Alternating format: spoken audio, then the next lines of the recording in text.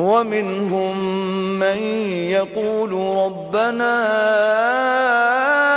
آتنا في الدنيا حسنة وفي الآخرة حسنة وقنا عذاب النار. أولئك لهم نصيب مما كسبوا والله سريع الحساب. واذكروا الله في أيام معدودات فمن تعجل في يومين فلا إثم عليه ومن تأخر فلا إثم عليه لمن اتقى واتقوا الله واعلموا أنكم إليه تحشرون. ومن الناس من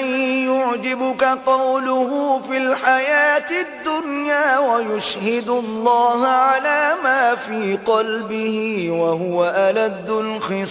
الخصام وإذا تولى سعى في الأرض ليفسد فيها ويهلك الحرث والنسل والله لا يحب الفساد. وإذا قيل له اتق الله أخذته العزة بالإثم فحسبه جهنم ولبئس المهاد. ومن الناس من يشري نفسه ابتغاء مرضات الله والله رؤوف بالعباد. يا الذين آمنوا ادخلوا في السلم كافة ولا تتبعوا خطوات الشيطان إنه لكم عدو مبين. فإن زللتم من بعد ما جاءتكم البينات فاعلموا أن الله عزيز حكيم. هل ينظرون إلا أن يأتيهم الله في ظلل من الغمام والملائكة وقضي الأمر وإلى الله ترجع الأمور. سل بني إسرائيل كم آتيناهم من آية بينة ومن يبدل نعمة الله من بعد ما جاءته فإن الله شديد العقاب. زين للذين كفروا الحياة الدنيا ويسخرون من الذين آمنوا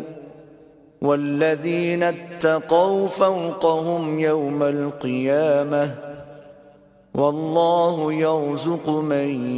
يشاء بغير حساب. كان الناس أمة واحدة فبعث الله النبيين مبشرين ومنذرين وأنزل معهم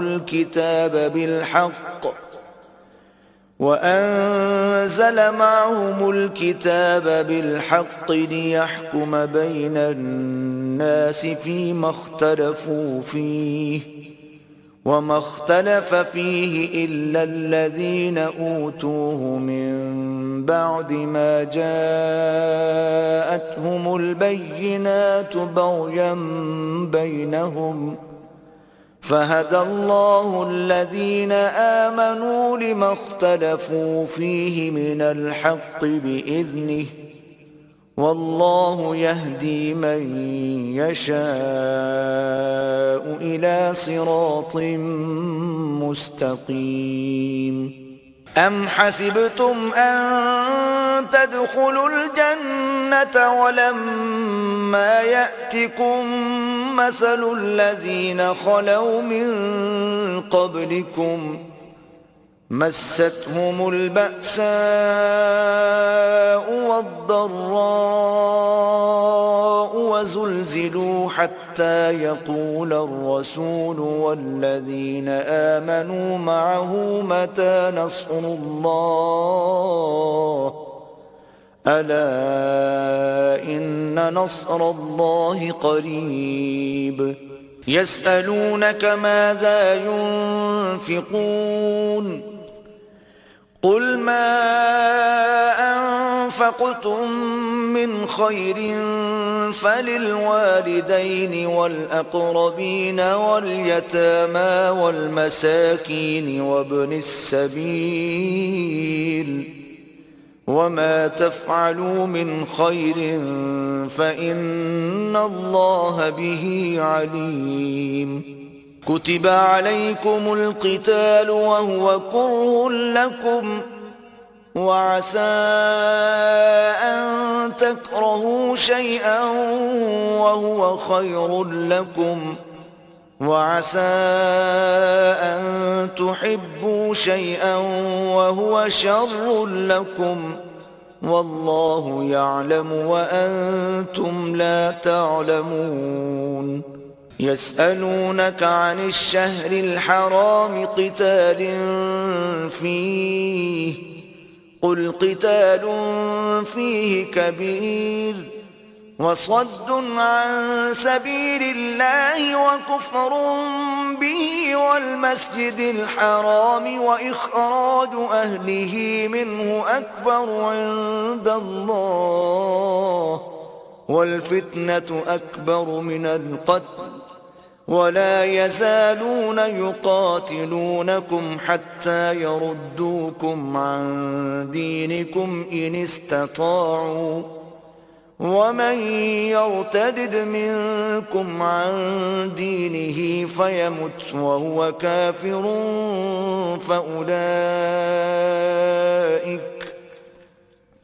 فأولئك حبطت أعمالهم في الدنيا والآخرة وأولئك أصحاب النار هم فيها خالدون إن الذين آمنوا والذين هاجروا وجاهدوا في سبيل الله أولئك يرجون رحمة الله والله غفور رحيم يسألونك عن الخمر والميسر قل فيهما إثم كبير ومنافع للناس وإثمهما أكبر من نفعهما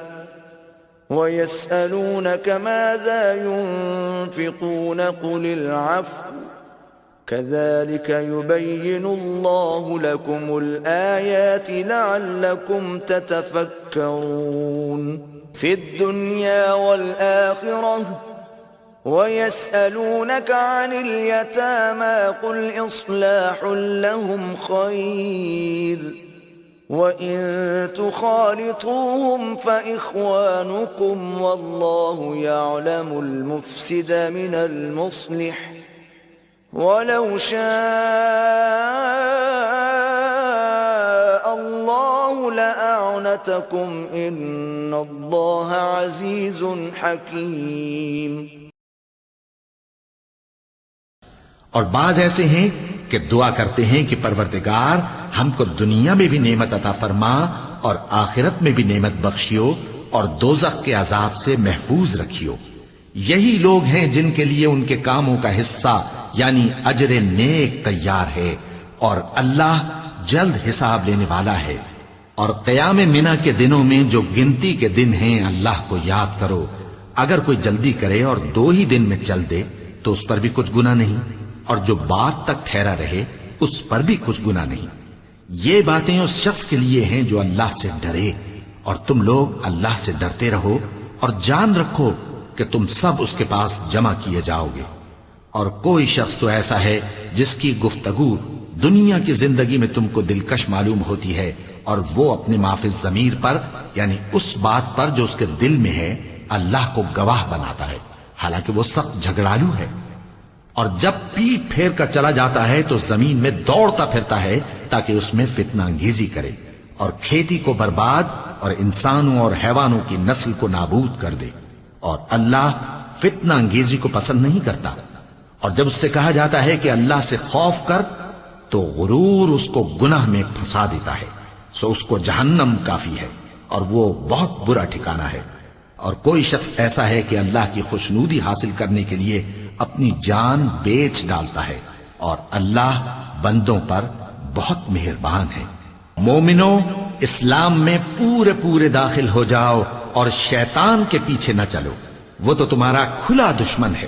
پھر اگر تم احکام روشن پہنچ جانے کے بعد لڑکھڑا جاؤ تو جان رکھو کہ اللہ غالب ہے، حکمت والا ہے۔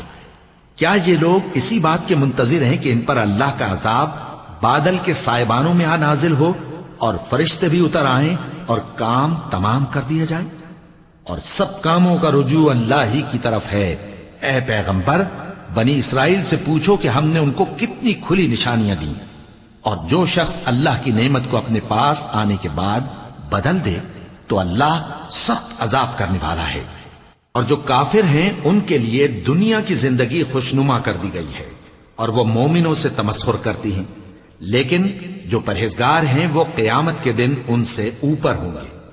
اور اللہ جس کو چاہتا ہے بے حساب رزق دیتا ہے۔ پہلے تو سب لوگوں کا ایک ہی مذہب تھا، لیکن وہ آپس میں اختلاف کرنے لگے تو اللہ نے ان کی طرف بشارت دینے والے اور ڈر سنانے والے پیغمبر بھیجے اور ان پر سچائی کے ساتھ کتابیں نازل کی تاکہ جن امور میں لوگ اختلاف کرتے تھے ان کا ان میں فیصلہ کر دے۔ اور اس میں اختلاف بھی انہی لوگوں نے کیا جن کو کتاب دی گئی تھی،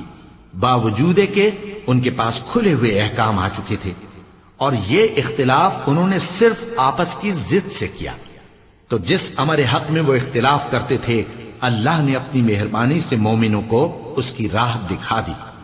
اور اللہ جس کو چاہتا ہے سیدھا رستہ دکھا دیتا ہے۔ کیا تم یہ خیال کرتے ہو کہ یوں ہی بہشت میں داخل ہو جاؤ گے، اور ابھی تم کو پہلے لوگوں کی سی مشکلیں تو پیش آئی ہی نہیں؟ ان کو بڑی بڑی سختیاں اور تکلیفیں پہنچیں اور وہ صعوبتوں میں ہلا ہلا دیے گئے، یہاں تک کہ پیغمبر اور مومن لوگ جو ان کے ساتھ تھے سب پکار اٹھے کہ کب اللہ کی مدد آئے گی۔ دیکھو اللہ کی مدد ان قریب آیا چاہتی ہے۔ اے نبی، لوگ تم سے پوچھتے ہیں کہ اللہ کی راہ میں کس طرح کا مال خرچ کریں۔ کہہ دو کہ جو چاہو خرچ کرو، لیکن جو مال خرچ کرنا چاہو وہ درجہ بدرجہ اہل استحقاق یعنی ماں باپ کو اور قریب کے رشتہ داروں کو اور یتیموں کو اور محتاجوں کو اور مسافروں کو سب کو دو،